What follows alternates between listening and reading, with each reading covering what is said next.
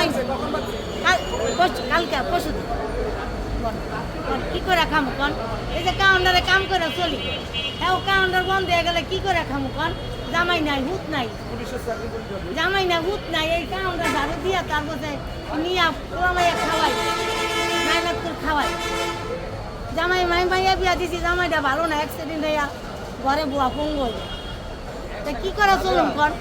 নাই কে স্বামী নাই হুত দুটা মাইয়া একটা বিয়া দিছি জামাইটা মরে আছে মানে কন কি করে খাইবো কন এই তো খাওয়ানোর কোনো বুধ নাই কে কন কি করে খাইতাম এই এখন আর যদি মনে করেন এই বেলা কাউন্টার না থাকে তাই কি করে খামো আরও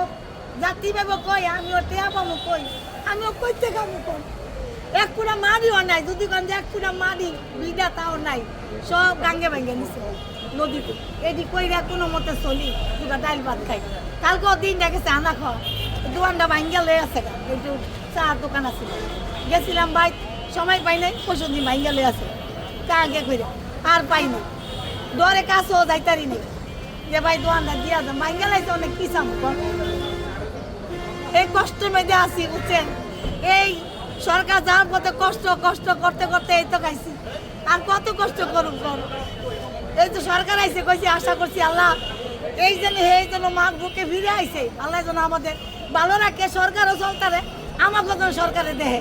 এই আশা করি তো তারে পাশ করাইছি কত কাঁদছি আল্লাহর কাছে দোয়া করছি যে আল্লাহ তারেকে পাশ হইলে